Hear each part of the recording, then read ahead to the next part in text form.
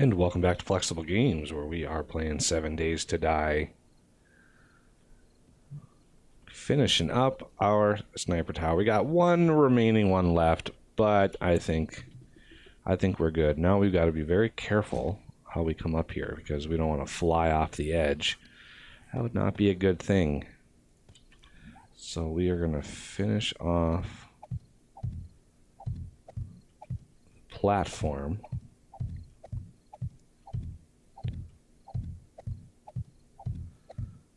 And I'm just going to quickly add one hammer, just so it's secure.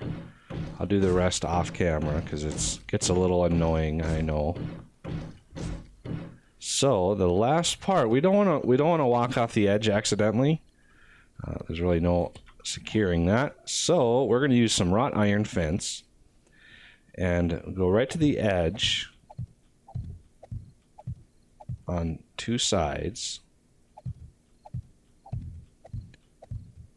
and then because of the block space, we can't put it over here, but we can kind of sneakily do it. Okay, I'm gonna need, that was 24, I'm gonna need 4 more. Forgot to double count those edges. So we're going to go run over here. I want fence, 4 more. And then we're going to have to go from the outside. See, there's our gap right there. So let's get our fence and some frames.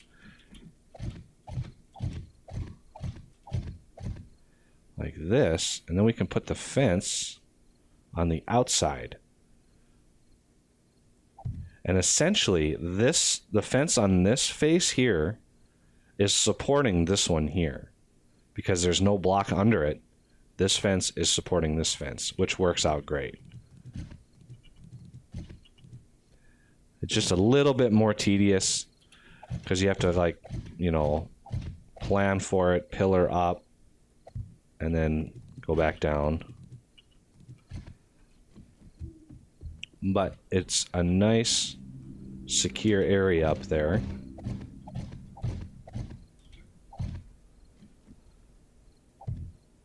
I wish I could reach that one.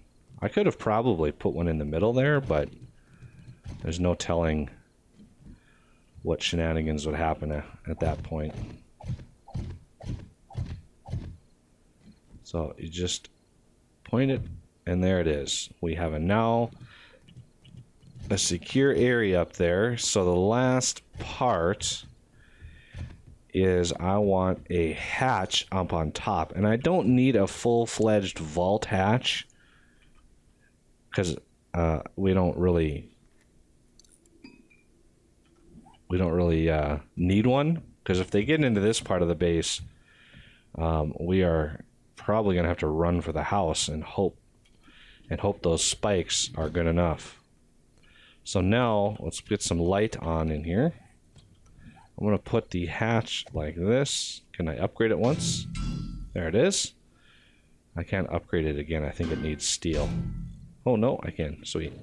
So it's a little hatch. So when we come up here to snipe, I can just close that and not worry about dipping down onto that ladder, and it makes it a little easier. And granted, without our spotlights, it's going to be pretty hard to snipe. But you know, with this thing finished, it's now ready to go. We can snipe to our heart's content. Up here, have you noticed this is going up one more than the actual floor, and that's because this area up here is going to be my farm.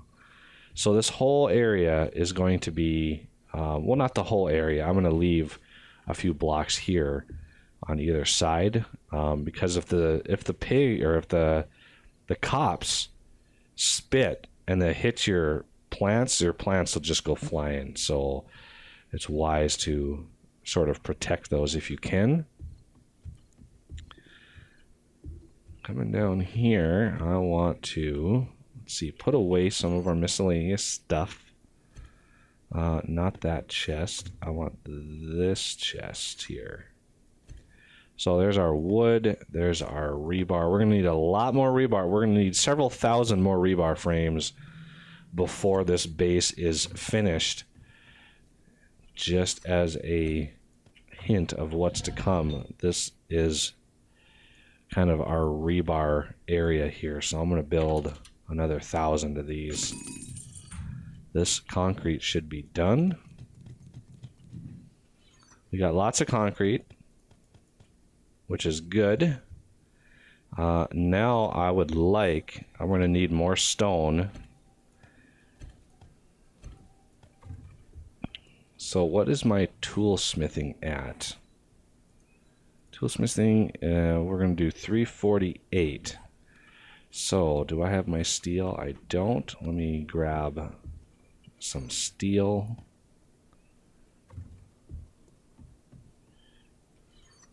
I think it is in here. I'm going to make my Quickaxe and kind of show you.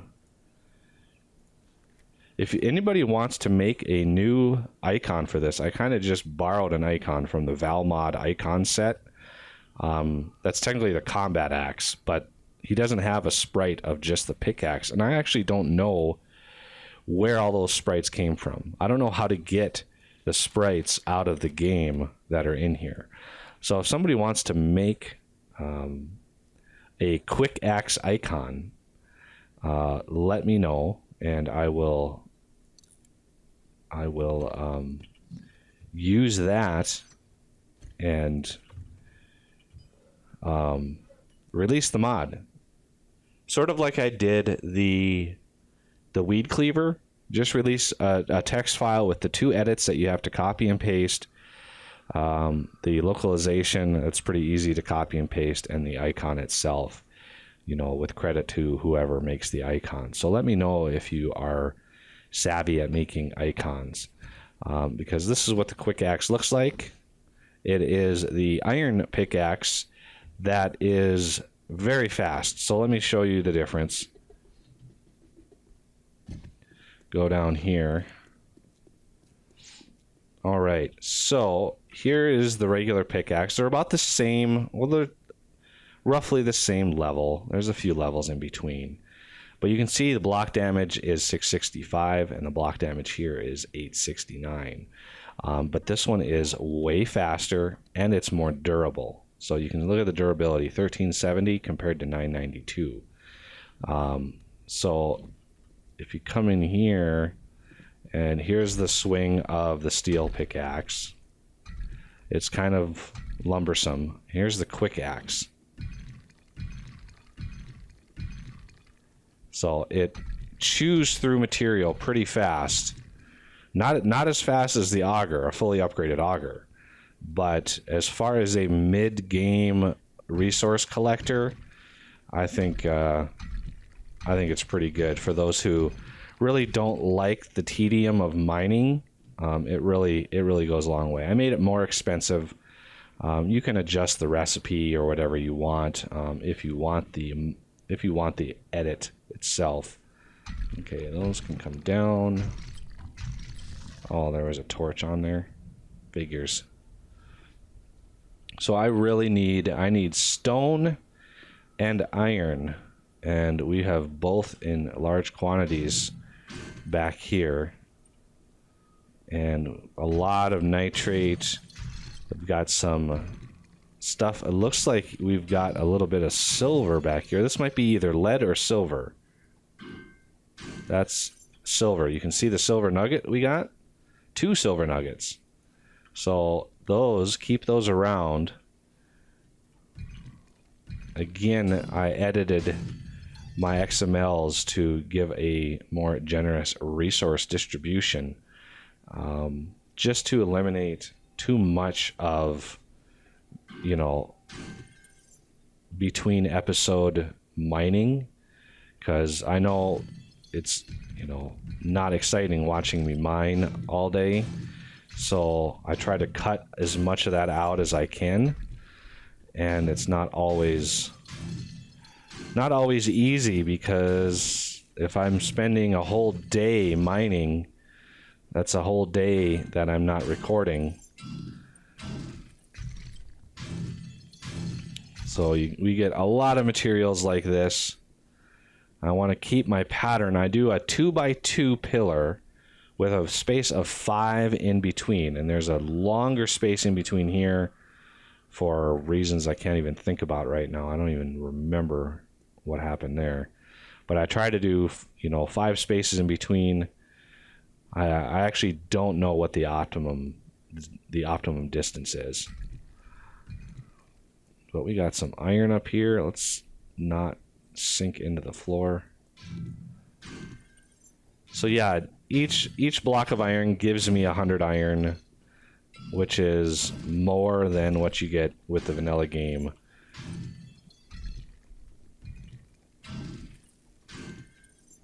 But, to get the same amount of iron, you just have to mine more.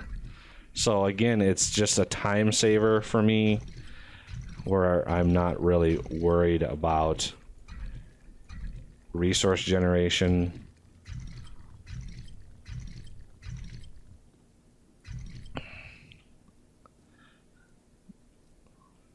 So yeah, we got a lot of resources, and you can see kind of a diverse supply of resources. Every time I come down here, we get a pretty good supply. And I want to make sure that, I don't have any rebar frames or anything on me. We're going to need a lot of iron for the next phase of the build. And it is in here. You just gotta get it out. And once you have it, I'm gonna need to do a lot more mining down here in order to get what I need. Because it's gonna be a lot of pounding. Even with the Quickaxe, it's gonna be a lot of pounding. I would love to get that big vein in there, but I would need some help, because I can't reach it. I'm not sure how high to go up either. The way I built this, we're kind of in the hill right in here. We're kind of moving into the hill. So stone will actually go a little higher in there than what I have it in here. Because you can see stone ends like right here. This is where the stone ends. All the rest is dirt. So I didn't want to mine too high. Otherwise, I would hit the dirt, and dirt is a lot more unstable. So we got 15,000 iron there. I want enough to fill all of these up, a 5,000 stack in each one of these, plus this one, which is exactly 6 smelters. So we've got plenty of iron in there. There's our rebar frames. Over here.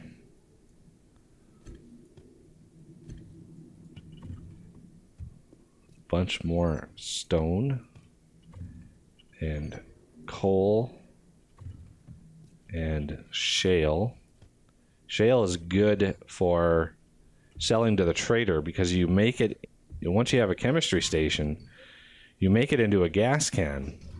And a stack, I stack my oil shell to 3,000, and that's a carryover from the Val mod, because 3,000 would give you exactly 6,000 output. But in this one, since the Alpha 15, it gives you way more than that. So I have to kind of adjust it. But yeah, these gas barrels sell for a lot. So you can sell, early game, the bartering, bring like 40 gas barrels and only sell them 5 at a time. So mark off 5 and sell. And then that should up your bartering skill. And once your bartering skill starts climbing, you'll get more and more money. So you sell 5, well, the next 5 is going to give you a little bit more, and then a little bit more, and then a little bit more. You do that enough times, and your bartering skill is high enough where these will actually give you quite a lot of money in the end. So a little tip there, don't just sell the whole stack all at once. because you'll get an X price for it, where if you sell them a little bit at a time, you'll get a little bit more. And it might, depending on how many gas barrels you bring, it might be, you know, the difference of several thousand coins, you know, dukes. So our sniper tower is good to go. It looks like it's all dried. And now I've just got to think about... Oh, I hear...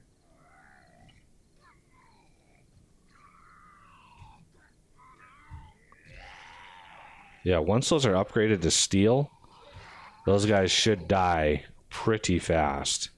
A steel spike is massively more powerful than even a fully upgraded iron spike. So let's see what this guy had in him. I want the hunting knife, because there's a dude over here. Ooh. I really need calipers. Like, desperately need calipers. Okay, any more special friends I can harvest? Oh, there's one. That was most likely a screamer. I think the screamers, you know, I made the screamers I made the screamers like one of the weakest zombies, because if you don't see them in time, if you're like out in the field and we're going to be digging around, if I don't see a screamer in time, yeah, they're easy to kill, but the second they scream, you've got more zombies coming at you. So it's just a little tougher. You know, screamers themselves are weak, but boy, can they bring some pain if you don't catch them right away. Sometimes when a screamer screams, I actually don't see it right away, and it screams twice, and then it's even a tougher horde that spawns. So that is kind of difficult. So we're building up. We've got some brass. We got a good amount of brass. We're going to need a lot more brass, though, to really craft everything, to really get a lot of food, no, medicine, painkillers, and then the rotten flesh can go over there, and then silver can go there. There's silver, there's gold, and there's diamonds. You know, obviously progressively worth more. I think it's 250, 500, 1200 or something like that. I forgot the exact base price for all of those. But you can see base price is 250. We're only going to get 110 due to our low bartering skill. But if I sold those gas barrels, I bet you we would get maybe 160 or something like that. So I kind of hold on to my precious resources, my rarer ones, until my bartering skill is high enough where I'm able to pull a little bit more money out of those pesky traders. So we're looking at now iron bars, and these things are really expensive. I can only make 52 of them right now. So they are so expensive. We might have enough clay to make them, but time will tell. And I really, before day 21, I'd really like to get those spikes upgraded to steel. That way, when the horde for day 21 comes, we will be able to fight it off a little bit better, because they're more durable, they do more damage, and they're just better overall. So let's put some torches up in here. I don't know what I did there. I probably accidentally clicked. I do that, and it drives me crazy, because I always try to get these nice even pillars, and then I misclick and it ruins the whole thing. So there is our big vault, and I try to stick, you know, to the southwest direction where we're going under the hill. So that is kind of where I'm going with that. I'll go south as far as these resources will take me. But then we got a bunch coming in on this wall, which is perfect. So I'm going to be doing a lot of mining here in between episodes. We'll come back next time and continue building up our base for the day 21.